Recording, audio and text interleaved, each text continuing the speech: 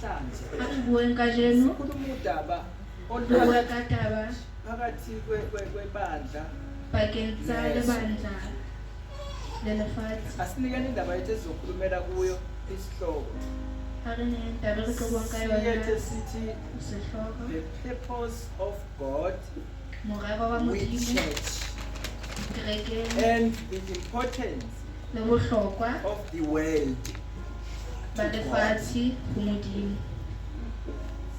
angiphinde futhi asinikeni le ndaba yethu esikhuluma ngayo Ha re ne taba ena e re buang ka yona siveza khona inhloso re hlahisa kaNkulunkulu ngebandla morero wa Modimo nangokubaluleka kwezwe le kuNkulunkulu bohlokwa ba lefatshe ho Modimo. yeza mamkubona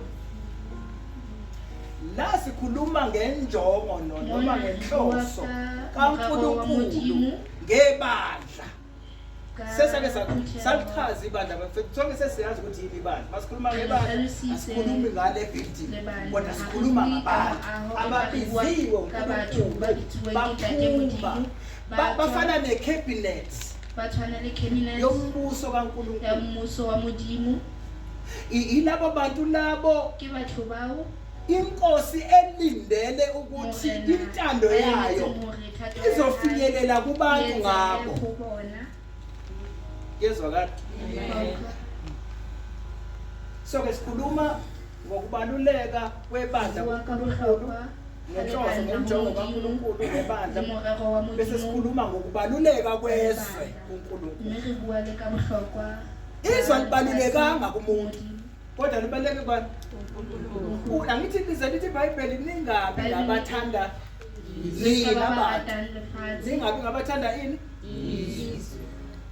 lapho akusakhulunywa nomuntu ongakhona bakuthiwa ningathandi izwe lezinto zakhe kodwa kukhulunywa ngalabo abantu ababizwa ngokuthiwa yibandla bamrazulu laba abantu ababizwe baphuma njengo-Abraham owabizwa kwathiwa phuma efemelini yakho nasehlotsheni phuma ezweni lakini uye lapho khona uNkulunkulu azokubonisa khona iyezweni la uNkulunkulu azokubonisa khona so-ke nathi sikulelo hambo noJesu angazi kuclear bazalwane now asiqale kanjena-ke uma ngabe sikhuluma ngebandla siqale ngabantu okuyibona abasetshenziswe uJesu ukwakha ibandla noma ukwakha ibandla asicheckeni incwadi kaMathewu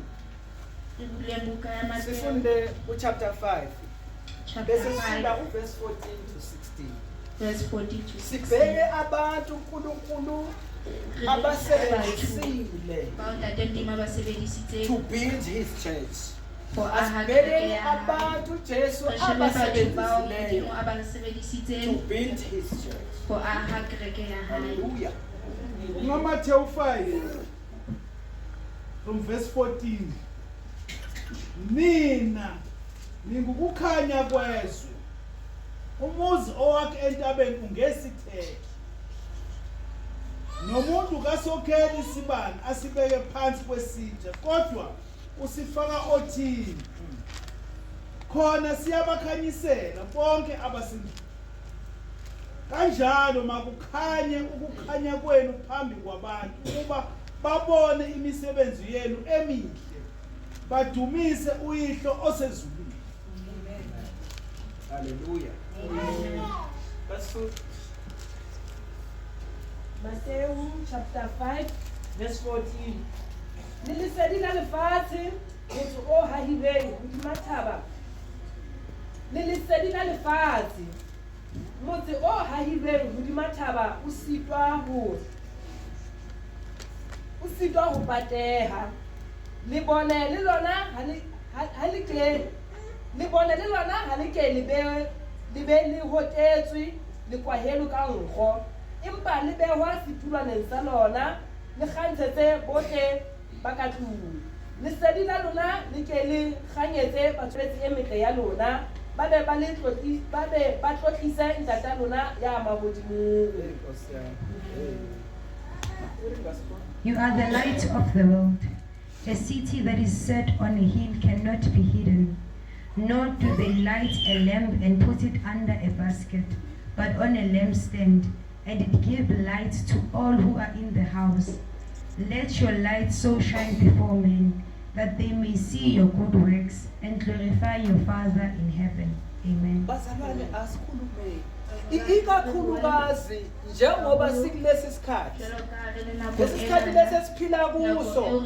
Sithola abantu ababizwa ngokuthiwa abantwana bakaNkulunkulu.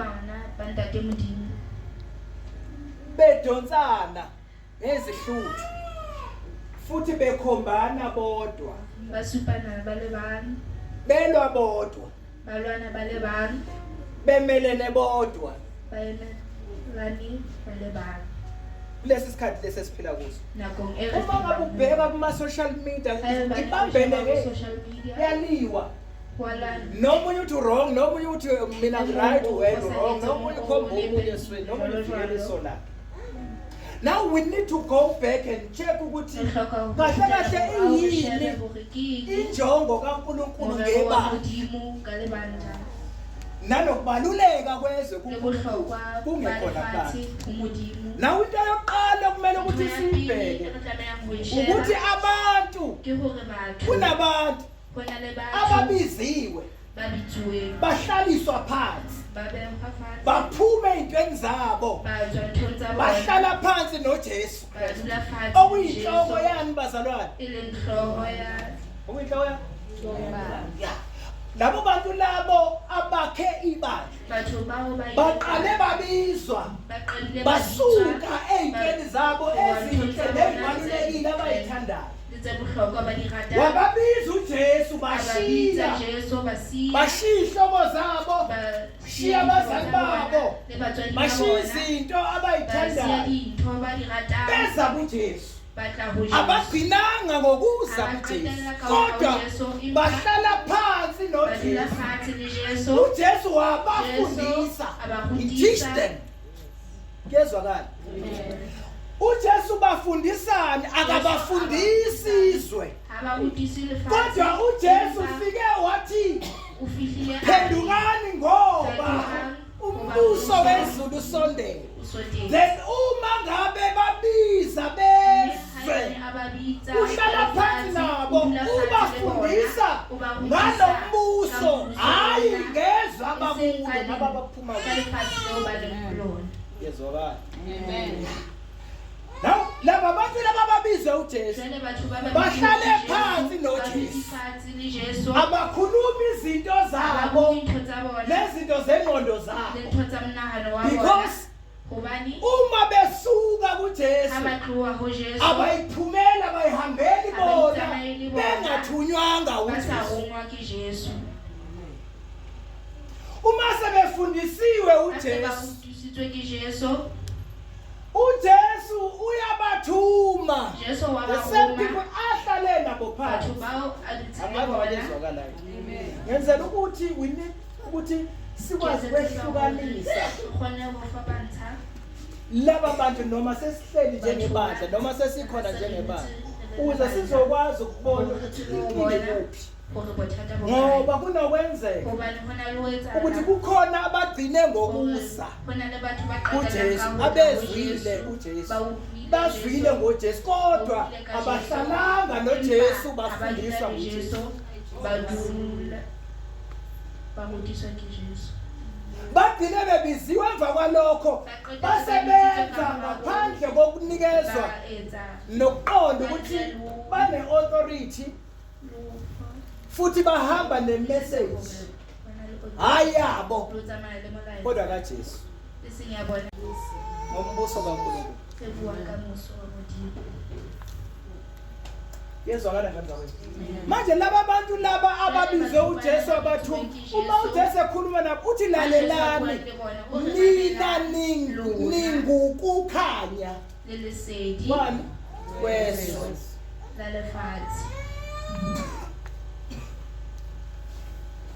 ngamanye amazwi uma sewubizwe uJesu uyaphenduka bese wena uthatha isimo sakhe ngoba yena he is the light Jesus is the light. Jesu ke lesedi. Then uma ngabe wazele naye wakha ubudlelwane naye o aha setswalle le then yena. ufana naye. Ibe o tshwana le yena. Uma ngabe usezweni Ibe awusenzi njengabantu bezwe ha o le kodwa wena unikeza ukukhanya ezweni. impa wetsa jwalo ka batho. Haleluya. Amen. So uJesu uthi Jesu o re lona nina ningokukhanya kwani ebesethi ibe o re ebesethi nomuntu kasokhela isibani ebese sifaka ngaphansi akoteti kodwa yasokhela sibeke ukuze senze njani ukuze sibakhanyisele bonke angithi bazalwane Amen. ebesethi kanjalo Ibe o re makukhanye ukukhanya kwenu ha o khanya ya lona pela batho. akwenze njani ukukhanya kwenu ukuze kwenzekele makukhanye ukukhanya kwenu phambi kwabantu Khanya lesedi la lona pela batho. ukuba abantu babone ini Hore batho ba bone bese benza njani Umise uyihlo sezulu. babona nina linomehluko ngokwenza kwenu uma bebheka impilo yakho ha ba sheba bophelo ngoba wena usuphendukile hobane wena o so fetohile. bese benza njani Ibe abadumisi wena kodwa abadumisa ba wena wena impa ba Ngani? ka mosebetsi ya hao. ngenzela ukuthi esi-understande nangalesi Etsa hore sikhathi o utlwisise ukuthi le kahle bana kahle bona thina hore bona singobani. re bomang. Haleluya. Amen. Then-ke ujesu babizile labantu wahlala nabo phansi Jesu o ba botsitse ba dula le bona fatshe wabafundisa a ba rutisa waseyabathuma yaba o wa ba bolo. khuluma njalo ngabantu abakhekile Bua ka batho bani ba ahang le bana. yezwakala ngamzalweni. Amen. Then phakathi kwalaba bantu Ha ka batho bana sebefundisiwe ba benjani se ba rutisitswe jwalo. ujesu yababuza ngendlela Jesu o ba botsa ka yenzela njalo ukuthi you need to understand ukuthi phakathi kwalo ibandla noma phakathi kwabantu abayibiza ngokuthi bangabantwana kabo bakaNkulunkulu batho ba ibitsang wena you hore need to ke understand bana ukuthi ba bakusiphi ba isigaba hloka ngoba kungenzeka ba wena indlela benza ngayo nabakhuluma ngayo ka tsela eo ba buang Yenziwa ka yona, ba ukuthi etsang ka yona, e etsuwa ko ibanga abalihambile nojesu aliphelelanga yezwakala ngelinye ilanga ujesu uma ufunda kuMatthew chapter 16 ka le letsatsi Jesu ha o bala kenya Matthew mawufunda incwadi kaMatthew chapter 16 chapter sithola ujesu uyababuza Uyababuza. ngendlela verse 13 Matthew chapter 16 verse 13 isivumo sikaPetru uJesu esefikile emaphandleni aseKesariya Philip wababuza abafundi bakhe wathi abantu basho ukuthi indodana yomuntu ingubani na yeah bathi abanye basho uJohane umbhapatisi yeah abanye basho uEliya abanye basho uJeremiya of course noma omunye wabaprofeti. noma omunye zokuprofeti ukale uhambe nje lapha bamsibani sifundese yemikaso Matthew chapter 16 verse 3 verse 13. Ya re ha Jesu a botsa barutwa ba hae a re batho ba re mora motho ke mang? Yeah. Ba re ba bang ba re ke Yohane Mokolobetsi, ba bang ba re ke Eli. kuyabonakala uma ngabe uzwa bephendula kuyabonakala ukuthi lo Jesu waziwa ngendlela Jesu o tsibuwa ka tsela ezehlukeneyo tse fapaneng.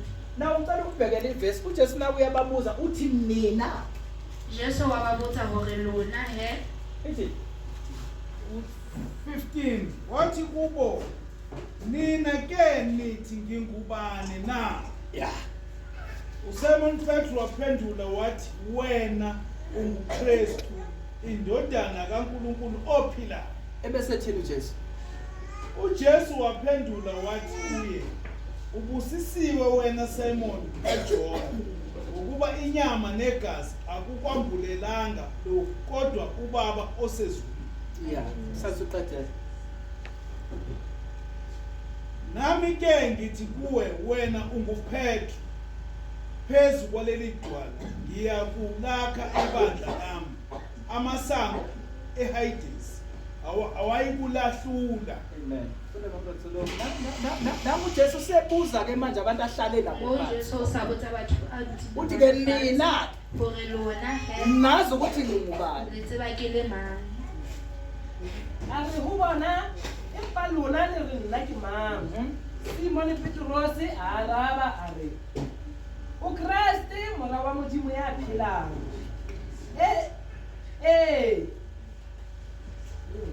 O Kriste mora wa Modimo ya phelang. Jesu a mo araba a re o lehlohona ba Simon mora Jona, ka hobane ha se motho wa nama le madi ya o senoletseng hona, empa ke ntate ya mahodimong. Jwale le nna ke a o bolella ke re o Petrus, mme hodima lefika lena ke tla haha kereke ya ka, mme monyako wa ngalo ya bafu o keke wa e hlola.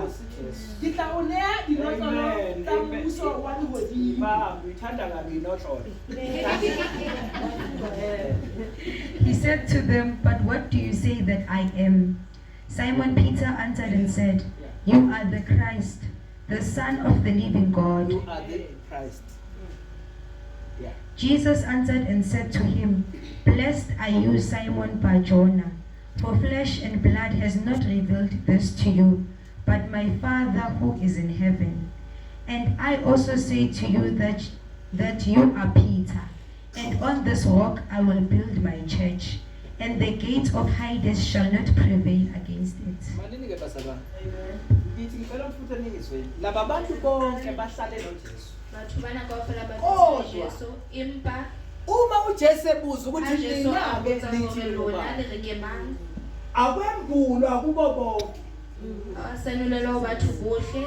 So ke kuyenzeka Jwale ho ha uhambe negama o likaJesu tsamaya kodwa le lebitso la ngembuliwe. Jesu, Ngithi ke ngeliswayo ubona kunenkomba kombane batho ngaphandle. ba ho bonahala ho na le Even uma bana ka ntle. ubheka kwi social Le media. ha o sheba ho social Ngithi ke media, mina let's come back.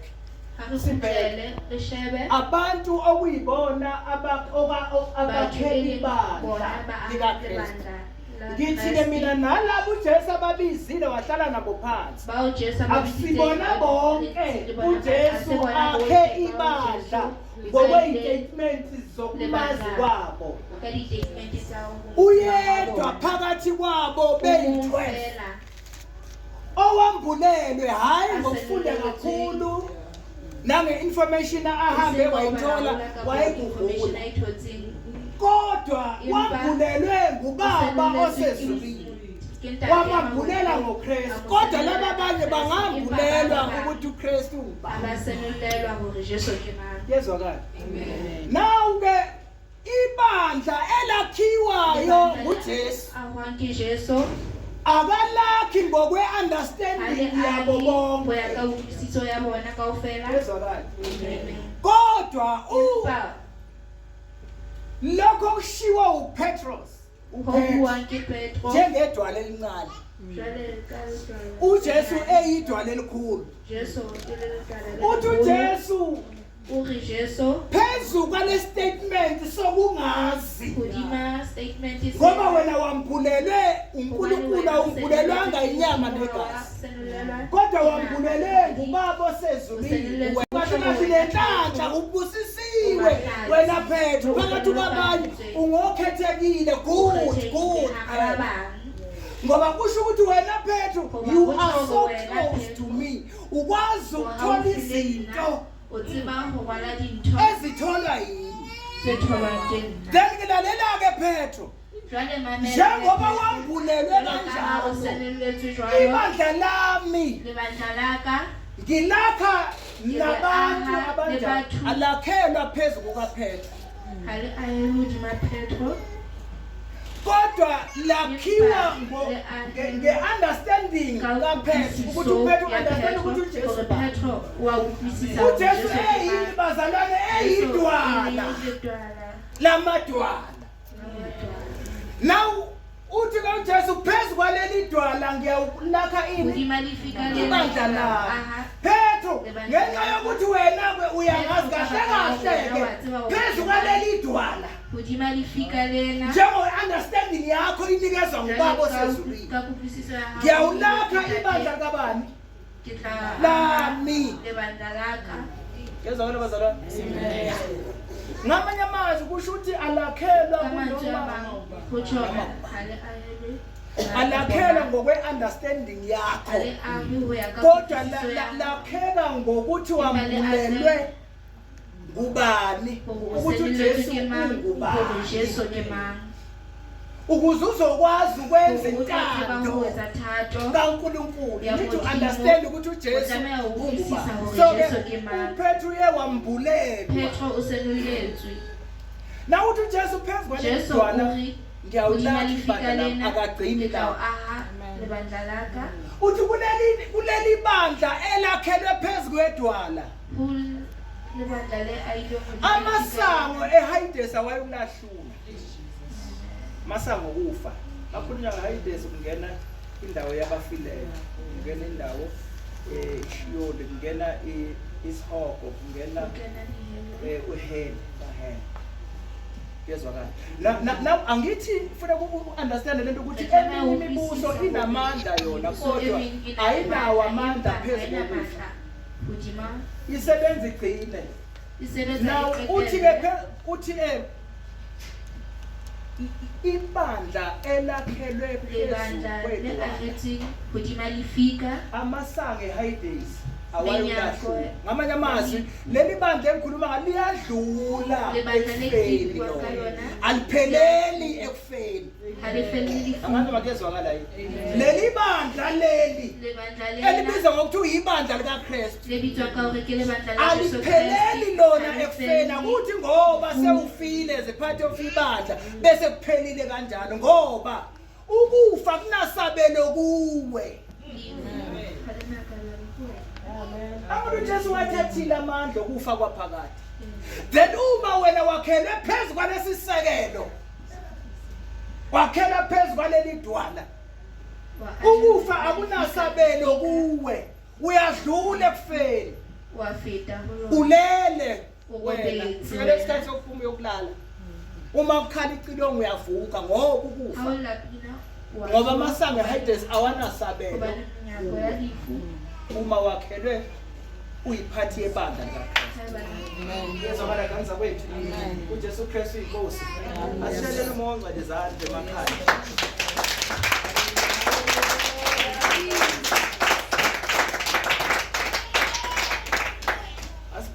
besichaza indaba yokwakheka kwebandla ukuze sizokwazi ukuthi ibandla lakheke ngabantu abantu lebandla le aywa ke batho ba jwang then ithini lento yebandla e reng isho ukuthi laba bantu ababizwa ngokuthiwa bayibandla abantu abathenjwe ke batho uNkulunkulu ba tshepuweng ke ntate modimo ukushintsha isimo seswe noma isimo somhlaba bathenjiwe uJesu ba tshepule babiziwe labantu abayibizanga kodwa babiziwe bakhethiwe Jesu ba kgethuwe basebenziwa abadobi babantu ba sebetsuwa yezwakala then ke ngisho ukuthi asi-understand lento yebandla si-understand lento yebandla ukuthi ibaluleke kanjani kuNkulunkulu esikhuluma ngenjongo kaNkulunkulu shuthi ibandla abantu ababiziwe balungiselela ukuthi bangafani nezwe kodwa babe nomehluko bathatha iy'fundiso zasembusweni kaNkulunkulu bese beza nazo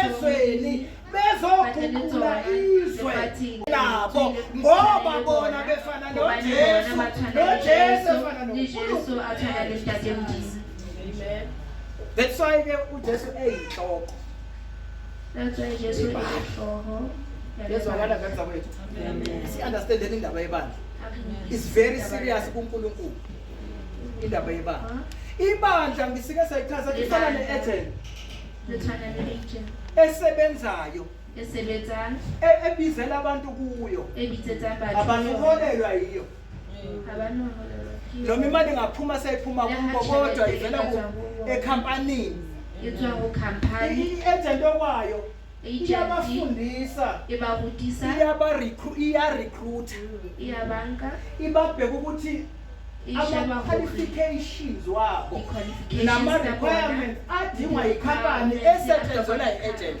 a-right na alukile bazoqualifya yini ukusebenza ecompany qualify ho sebetsa Ngezwakala. company and then uma kubonakala ukuthi ba right bese ke besiwa kuphi abasibona be-agent bayadlula awungizwini sengisholo ukuthi asihlali nje ebandleni sibhobha izandla kodwa we have to work njengama-agent okunye thina we are the ambassadors singamanxusa asembusweni kaNkulunkulu. This is an embassy le eschool lapho khona umuntu uma ongena lapha akufanele abone izinto zezo kodwa kufanele abone izinto zasembusweni esiwurepresentayo. Awuphindeni. Amen. Lena i-embassy ubani wazi understand i-embassy yini embassy mamratsolo ngichaza embassy king embassy Embassy like a embassy, like example, like South Africa. I chatting the more. It's what to register for embassy in South Africa, but they can't hire a suit. You represent South Africa by a suit. Hallelujah. Nezwa bazala. Yeah. Representa omunye umbuso kodwa ikwenye indawo kodwa is representing umbuso. So ke nani yazini that is why bazalwane ezinye izinto eziningi zizosishaya thina until siyithole straight lentando kaNkulunkulu because thina kumelanga sifane nezo because uma ngabe sifana nezwe kusho ukuthi awukho umsebenzi wethu vele siyizwe ayikho into umuntu angethemba ukuthi uzoyithola kini because ngifana naye uma ilanguage yakho ingashintshi ifana nezwe then there is no gain kwabanye abantu because uyafana nabo ukhuluma njengabo ilanguage yakho iyafana neyabo ukwenza kwakho kuyafana nokwabo awuna respect nabo bana respect yabo abathandazi nawe awuthandazi yabo abahlabeleli uNkulunkulu badumisa uNkulunkulu nawe you are the same you are doing the same nawe ukhonza udumisa uNkulunkulu uma when they are feeling cold kuse winter abaye enkonzweni nawe uhleli kanye nabo wena uthi akabona awunalisizo kubo ayikho into abangayibonela kuwe nabangayifunda kuwe ngoba nawe awufundanga awufundiswanga awusibambanga isifundo senkosi othwekhona enzela ukuthi sazi umehluko phakathi kwabantu esinabo yenye yezinto esilimazayo lezo athi ngiphindele ngithi enye ezokwenza ukuthi singakwazi ukuhlala ndawonye mamfibane ukuthi asifani kufanele singafani neswe ngizwenini bazalwane Amen. so enye into ezokwenza ukuthi kufanele sihlale siyiqalaza sihlale sibheke ukuthi sikuyo yini indlela ngoba uJesu uze phela ukuzosibuyisela ama-passport because alahlekelwa ama-passport asembusweni understand alahleka ama-passport cela i-visa to go to heaven ukuya kuphi embusweni kaNkulunkulu ukungena embusweni kaNkulunkulu haleluya kufanele le passport yakhe ihlale up-to-date ivisa ihlale hey manje update kanjani ke wena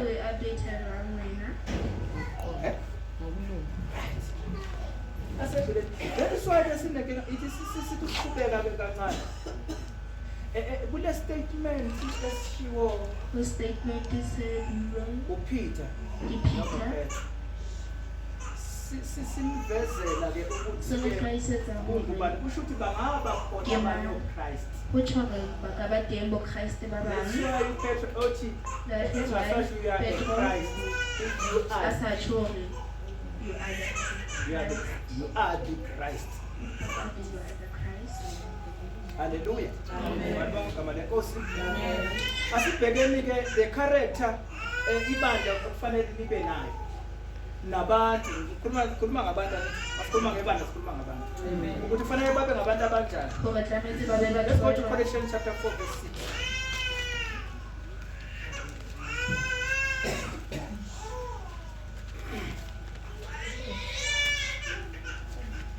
Abasekolose waseKolose. waseKolose chapter 4 verse 6. Ukukhuluma kwenu makube nomusa njalo.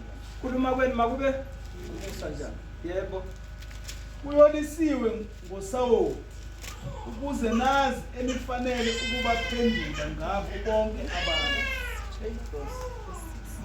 Fundani verse. Makolose chapter 4 verse 6. Ka mehla dipolelo tsa lona e be tse mosa tse lokilweng ka letswai, mme le ithute ho araba motho ka mong hantle. Let your speech always be with grace, seasoned with salt, that you may know how you ought to answer each other. Amen. Bazalwane kusho izwi kaNkulunkulu. Khuluma nabantu ababizwa ngokuthiwa bayibandla kaNkulunkulu. Kuthiwa ukukhuluma kwabo kufanele kwenzeke njani? Kube nomusa njalo. Kube le musa jwalo. Ukukhuluma kwabo kufanele kube nomusa njalo. Kuyolisiwe ngoSawuli. Thando ngicela ukuphinda lelo verse kaSibuwa. Let your speech always be with grace, seasoned with salt, Yeah. that you may know how you ought to answer each other. Ukuze naze enifanele ukubaphendula ngakho bonke abantu. Hayi nibabize ngokuthi isangano bayahlanya. Isinja. Inja.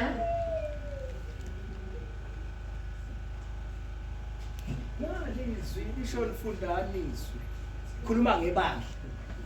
Bakhuluma ngabantu bangaphandle abayibiza ngokuthi khona abanye abantu abangasibona abebandla, abangayona iphathi yebandla kaJesu, kodwa abazibiza ngokuthi bangabantwana bakaNkulunkulu. Ngithi ke laba ababizwa ngokuthiwa bangabantwana bakaNkulunkulu abayibo abayiphathi yebandla kuthiwa benze njani uma bekhuluma? Funda ivesi bamsibande. Bamrazo lo mfundani ivesi benze njani? Kolose chapter 4 verse 6. Ukukhuluma kwenu Yeah. makube nomusa njalo. Awuhlambalaza bahlambalaza abanye abantu. Kuyolisiwe ngoSawuli Yeah. ukuze nazi enifanele ukubaphendula ngakho bonke abantu. Awuyi ngabo kodwa wena ubamba ukuthi izwi lithini. Ukhuluma iqiniso lofundisiwe. Awukhuluma ingqondo yakho. Funda mamrazo lo ngeringasu. Ka mehla dipolelo tsa lona e be tse mosa tse lokilweng ka letswai, mme le ithute ho araba motho ka mong hantle.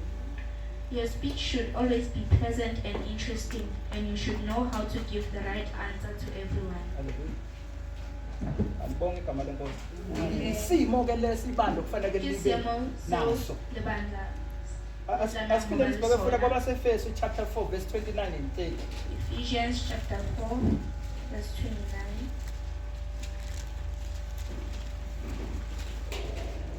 Ephesians chapter 4 verse 29 and 30. Ephesians chapter 4, verse 29 and 30. Yebo. Let no corrupt word proceed out of your mouth, but what is good for necessary edification, and do not grieve the Holy Spirit of God, by whom you were sealed for the day of redemption. Amen. Ephesians chapter 4 verse 29. Makungaphumi emlonyeni wenu nalinye izwi elibolileyo, kodwa kube ngelilungele ukwakha njengobuswelekileyo ukuze libavezele umusa abezulu.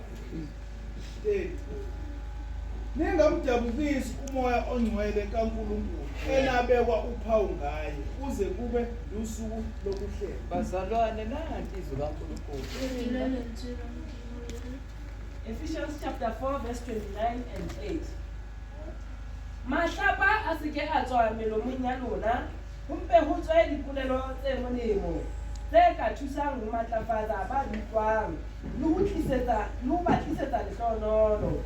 Le se ke la swabisa moya o halalelang wa Modimo o ka ona le tshwaetsweng letsatsi la tokololo. Uyamangala mawulalela abazalwane abantu abayibizwa ngokuthiwa bangabazalwane. Uma ngabe ubezwa becomment How about comment? uyamangala. Wamagala.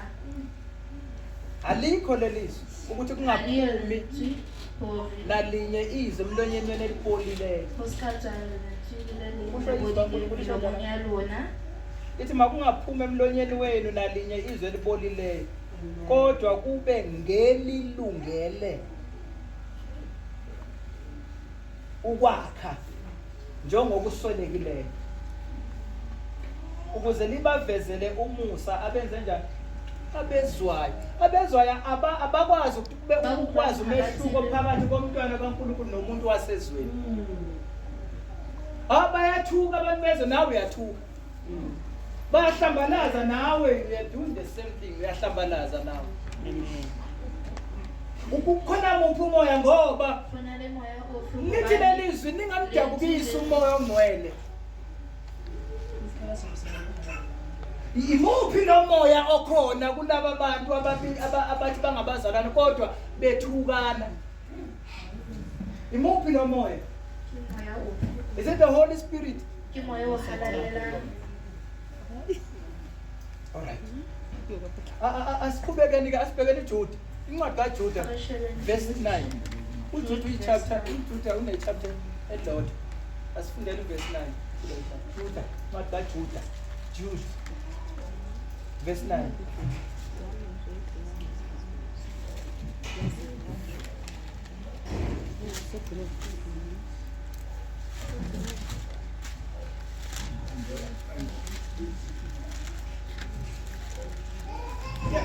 Kepha uMikhayeli ingelosi enkulu lapho ephikisana noSathane. uMikhayeli ingelosi enkulu lapho ephikisana noSathane. Kwenze njani? Ekhulumisana naye ngesidumo sikaMose. Yeah. Akabanga nasibili sokuletha ukwahlulela nokuhlambalaza. Yeah. Kodwa wathi inkosi mayikujesise. Neza bazalwane. Khuluma ngamani ingelosi kaNkulunkulu. Nalapho khona uSathane efikile exakile funa isidumo sikaMose. Kodwa ayimthukanga, ayimhlambalazanga uSathane. Kangakanani ke wena uhlambalaza omunye umntwana kaNkulunkulu? Umbiza ngomsakani nenja. Na yini futhi empizana ngayo? Inheden. Yini yempizana? Varis. Funda sedlule ke. Judah chapter 1 verse 9. Yep. Empa lelihulu, empa lenyolo ile lehulu Mikaele, mohlale ne le tsekisa na setopo sa Moshe le diabolosi. Alaka la mo atlola ka thwako, fela le itse morena a ke a o kgalemele.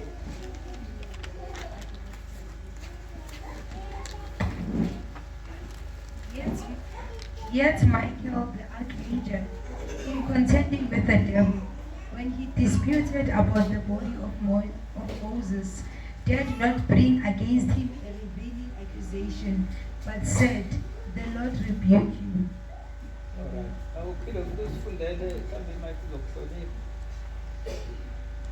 Yet Michael the archangel.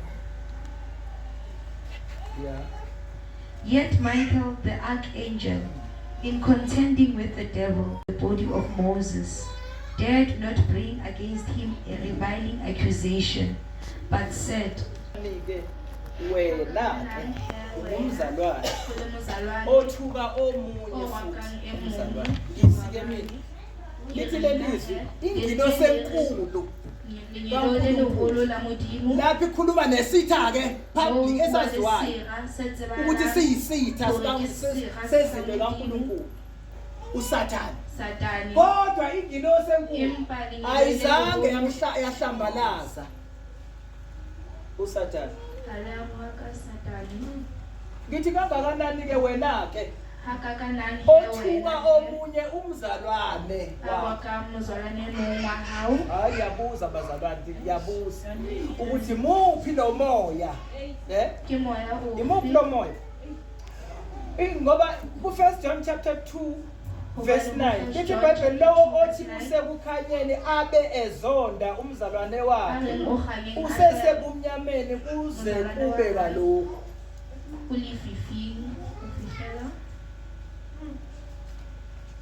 othanda umzalwane wakhe uhlala ekukhanyeni akukho sikhubekiso kuye kodwa kepha ozonda umzalwane wakhe usebumnyameni uhambe ebumnyameni akazi lapho eyakhona ngokuba ubumnyama buwaphuphethekisile amehlo akhe ushizwe kaNkulunkulu Yesu wala kubazalwane awukwazi ukumhlambalaza umuntu kungekho into umzonda awumthuki umthanda ungamthuka umuntu othanda uthuka umuntu owenza ucasulile then ke usuyamzonda then uthuka him or her you use a vulgar language yathuka isinja usho omunye umzalwane nje umzalwane msangano ayikho into abangabizani ngayo abazalwane esho ukuthi bangabantu bezwe sibona abantwana bakaNkulunkulu right ke bazalwane lokhu konke sikhulumela ukuthi si-understand ukuthi thina njengebandla kumele ukuthi siyiphathe kanjani sikhulume kanjani senze kanjani why kufanele senze njalo ngoba uNkulunkulu ufuna ukuthi izwe kahle le ibandla lenziwe uNkulunkulu ukuze libe indawo platform lapha abantu beshintsha khona bethola khona umnandi nokuhle bukaNkulunkulu babubone babona uNkulunkulu ekhazimula ebandleni kezwakala bazalwane why kwenza nje hayi ngoba ibandla uNkulunkulu elithandile kakhulu kodwa iBhayibheli kuchapter 3 kaJohn verse 16 lithi ngokuba uNkulunkulu walithanda bazalwane izwe kangaka then ngefuna ukuthi ibandla lenze kahle to make sure ukuthi izwe liyashintsha nalo lizoba ibandla uNkulunkulu mayethanda ibandla uNkulunkulu mayethanda izwe akalithandeli ukuthi ligcine liyizwe kodwa mawulalela istatement lithi uNkulunkulu ma ebonakalisa uthando lakhe uthumela indodana yakhe ezele yodwa ukuze lo yosezwe akholwe uNkosi uJesu bese yashintsha akholwe uJesu ebese ngafi ukufa kwaphakade ngoba umuntu weswe kodwa ashintsha thatha isimo sokuba umntwana kaNkulunkulu athola ukuphila okuphakade ngamanye amazwi uthi uNkulunkulu into eyenza ukuthi athandizwe ukuthi izwe lishintshe lithatha isimo sokuba ngabantwana bakaNkulunkulu abantu bonke babe ready for the kingdom of heaven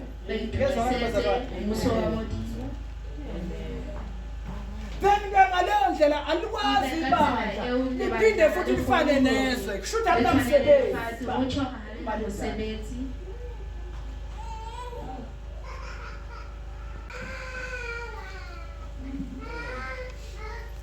noma sifundeni ke mhlambe mina sengichaza ngendlela kodwa sifundeni ke chapter 3 verse 16 sale sekugcina ku 19 uJohn imele ukuthi si understand bazalwane lento inkingi mangabe isiluzile ifundeka kanje 3 verse 16 ngokuba uNkulunkulu walithanda izwe kangaka waze wanikela ngendodana yakhe ezelwe yodwa ukuba yilowo nalowo okholwa yiyo engabhubhi hayi okholwa izinto zabo hayi okholwa abakubo hayi okholwa owabanye uNkulunkulu kodwa okholwa yini bamsibani okholwa yiyo indodana indodana kaNkulunkulu enze njani angabhubhi kodwa shuthi mayengakholwa indodana kaNkulunkulu njengoba usho kwethu shuthi uzokwenza njani uzobhubha uNkulunkulu akathandi ukuthi abantu babhubhe ufuna ukuthi baphenduke bakholwe kuJesu ngoba uJesu uye okuqualifiyayo uqualified to enter the kingdom of heaven so kuba ungakholwa uJesu uzokwenza njani uzokholwa uJesu enze njani angabhubhi kodwa abe nokuphila okuphakade kubeka bathebani ngokuba uNkulunkulu kayithumelanga indodana ezweni ukuba yahlulele izwe, kodwa ukuba izwe lisindiswe ngayo. Hayi ukuthi ligcine liyizwe kodwa izwe lisindiswe ngayo. Okholwa yiyo kahlulelwa, ongakholwa usahlulelwe. Lokhu engakholwanga egameni lendodana ezelwe yodwa kaNkulunkulu. Johanna chapter 3 verse 16 until 19. Modimo o ratile lefatshe ho a le neile mmora wa hae ya tswetsweng a inotsi hore e mong le e mong ya dumelang ho yena a seke a timela a mpe a be le bophelo bo sa feleng. Modimo ha a ka a roma mmora wa hae lefatsheng ho ahlola lefatshe, empa e le hore lefatshe le pholoswe ka yena. Ya dumelang ho yena ha a ahlolwe, athe ya sa dumeleng o se a ahlotswe hobane ka hobane a sa dumele ho mora wa Modimo ya tswetsweng ya inotsi. Kahlolo ke ena, lesedi le tlile lefatsheng, empa batho ba ratile lefifi ho ena le lesedi hobane mesebetsi ya bona e ne e le mebe.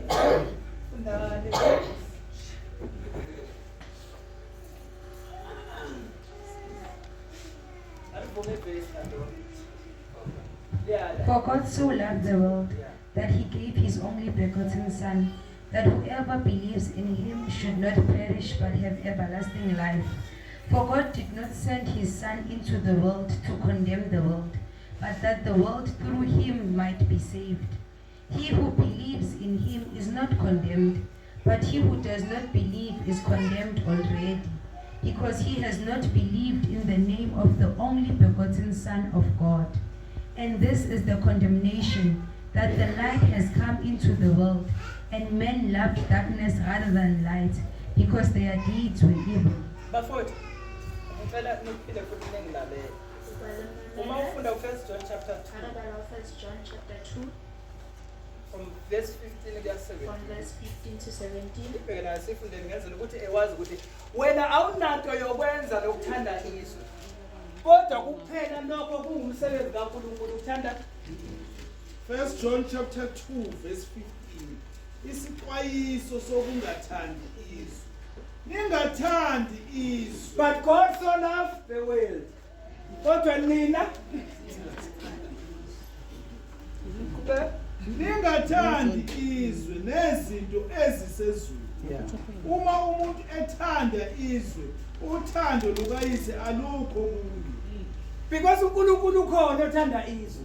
Wena unanto yokwenza lokuthanda izwe. Suka ey'ntweni ngoba ukhona uNkulunkulu o-responsible for izwe. Nalo hayi ukuthi lihlale liyizwe ukuze lishintshe. Awubona mfundi imvezi. Ningathandi 16. Funda 15 to 17. Ningathandi izwe nezinto ezisezweni. Uma umuntu ethanda izwe, uthando lukayise alukho kuye.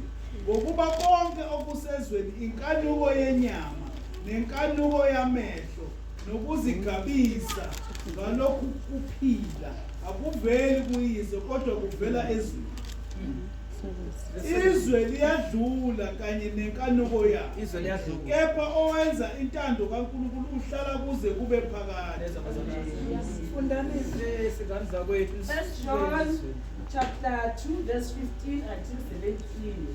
Lesejena rata lefatshe le tsa lona.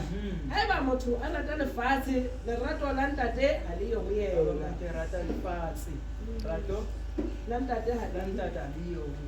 ka lefatshe ditakatso tsa botho tse hohelang mahlo le ho ikgantsha ka maruo.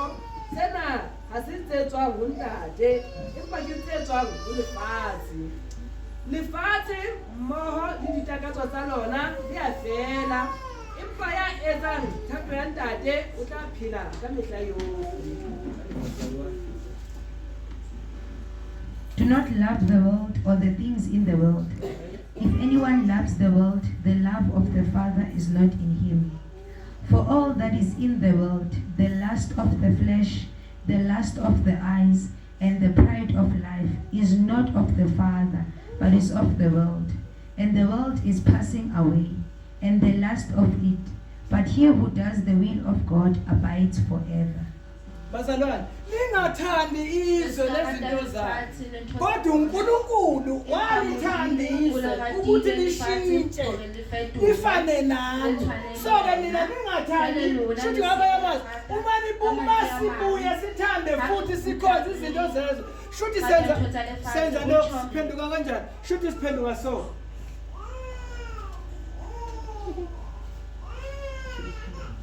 Akuphinde futhi uma ngabe sithanda izinto zezo kusho ukuthi asilizwanga kahle elithi uNkulunkulu wathanda izwe ukuze izwe lisuke ebuzweni kodwa libambe standards sikaNkulunkulu uthumelele unyana wakhe uJesu Kristu ukuba abantu basindiswe ngoba uma ngabe behleli laphezweni nasendleleni bazobhubha kodwa ukuze bangabhubhi kumele baphenduke ngoJesu. Ngithi uma ngabe sesithi sesiphendukile siphinde futhi sithande izinto zenze noma siqhubeke ezintweni zethu shuthi sifike seza kuye sabe phinde futhi sabuyele emuva shuthi senze njengani njenge senze njani senze nje asizona kodwa imisebenzi ethi ifana shuthi sifike sadla sase senze njani sase siphinde futhi ayo shuthi ifana nengulube efike yezwe kahle abaklini yasiphindela futhi odakeni so uNkulunkulu akathandi kanjani yezwakala bazalwane shuthi usebenzele emuva uJesu mangabe kodwa asivezele ama-example sengivala ukuthi lento ihamba kanjani ukuze sizobona ukubaluleka kwabantu bakaNkulunkulu ukuthi baphenduke hayi bahlale uJohn 8 ufike ababhali nabafarisi beqhuba umama abathi lo simbambe ephini bathi simbambe nje sibambe uqotsheni simbambe ngephi simbambe ephini uma ngabe ufunda ivesi kuvela uJesu ethi ongenaso akathatha ixaqale bese lithi iBhayibheli bamonwa one by one kwaze kwasala uJesu nomama olahliwe kezwa kahle ngifuna ukubonisa ukuthi uthando lukaJesu labantu hayi ukuthi bahlale ekoneni kodwa ukuba baphenduke uJesu yambuza ukuthi baphi laba abakumangale abasekho bahambile uthi-ke uJesu istatement kaJesu ekugcineni uthi hamba ungabe hayi ukuthi buyela futhi uyoqhubeka ngoba uma ngabe uqhubeka kusho ukuthi uSathane sazokuza kumangalela kodwa hamba ungabe senze njani hamba ungabe usona yezwakala ngezwe sibone into senza ama-example okubonisa ukuthi kubaluleke kangakanani kuJesu kuphenduka kwethu kangangokuthi akasilahli noma sekukhona abantu abasilahlayo kodwa yena uba nathi akabi nathi ukuthi kume kubili nathi ukuze kungabibikho into esimangalelayo kuye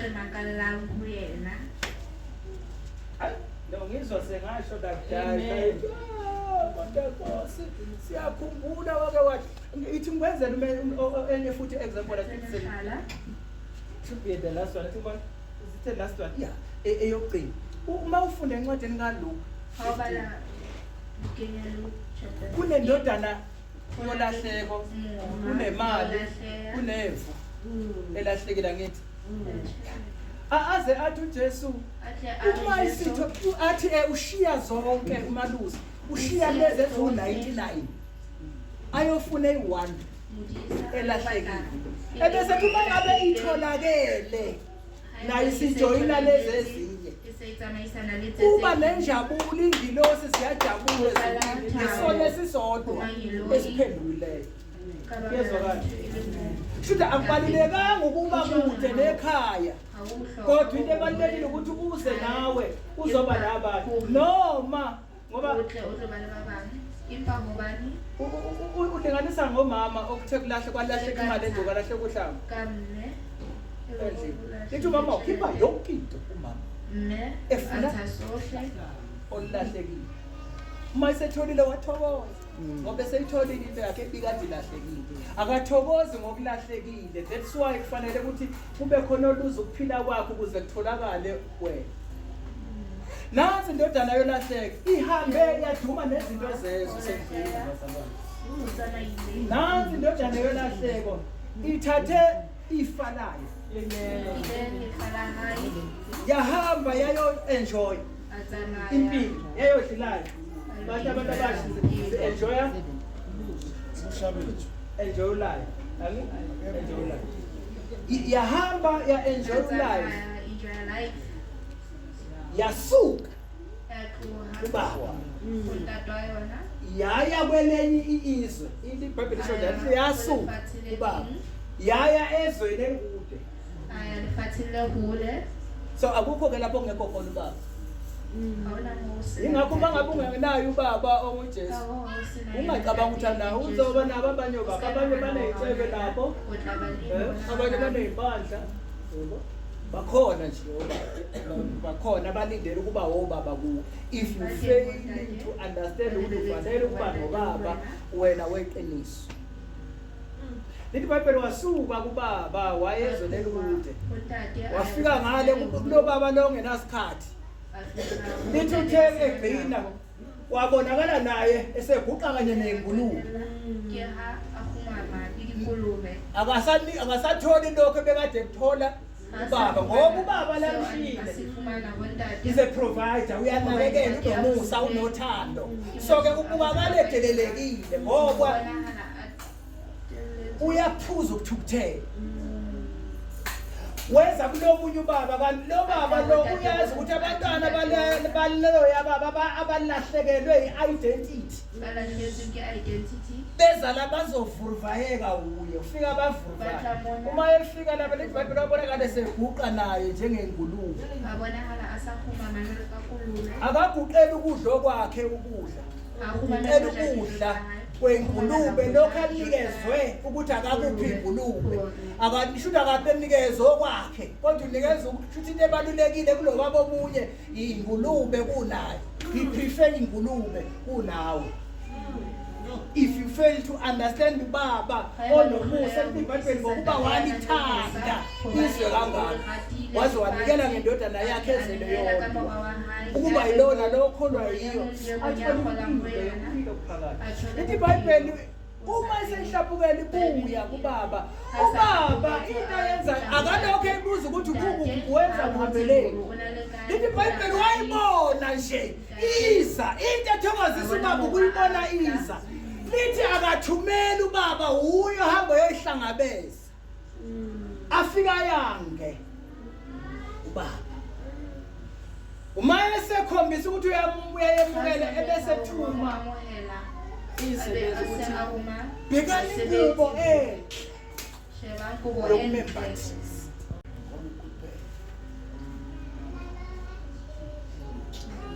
Uma ngabe ubizwa noma uma udecide ukuyela ekhaya kapo mawusufika kulo baba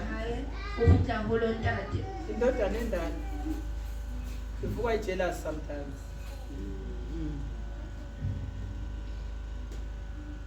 Ngoba bekumnandi kuyo ngoba unikeza ispace. So uma ngabe ubuya uyazonda but ubaba akanendaba nabantu abangakuthanda because ukuthanda wena ngoba uze athi lona sifanele ukuthi simjabulele sithokoze. iBhayibheli wahlatshwa ngenxa yalendodana ebikade ihambe kodwa mayibuya khona okulahlekelwa impilo yakho ukuze kuthokozelwe lo obuye ade ehambele endindini. kodwa kwakhona okulahlekelwa iga kwachitheka igazi ngenxa yalo oyihambele waya kwaNtandongise, kodwa kwakhona oluza ukuphila kwakhe ukuze lo amukelwe ekhaya kujatshulwa ngokuthi kufe lo ngawo. IBhayibheli mayibuya uthi hayi sifanele ukuthokoza ngoba lona bekade efile manje useyaphila. So besikhuluma ke sengiqedile besikhuluma ngenjongo kaNkulunkulu ngebandla nangokubaluleka kwezwe uNkulunkulu hayi kuwe izwe kuwa libalulekanga because izwe uma wena sewukhethile kufanele babuke kuwe ukuthi uphila kanjani, hamba kanjani, ukhuluma kanjani, uzenza kanjani. Awuthatha ama-advice abantu abangakhona telling you ngebandla lakho. Hawu. Amen. Angikuneza kanjani? Niyakholwa but nigcwele imfundiso zabantu bangaphandle. Abanye abakwazi ukukhomenta ngebandla lakho but you just shut up uzo-enter fani ebandleni lakho because bakufunzile ngaphandle ukuthi ibandla elinjani elenza 1 no 2 no 3 because when you fail to understand ukuthi uyiphathi yebandla odinga ukuthi ubanikeze impendulo ngokweqiniso hayi lakho kodwa iqiniso likaNkulunkulu ngoku-understand umbuso kusho ukuthi kwasa nawe you don't understand uJesu omemukele. That is why nabazofika bakushumayeze ngezwe bese uyalemukela ubuye bese uzoxaka ibandla ngey'fundiso zangaphandle kodwa ebandleni kufanele ukuthi ufundiswe izinto zasembusweni. Haleluya. Amen. Walibonga igama leNkosi. Singashalela umoya wokungcwele izandla.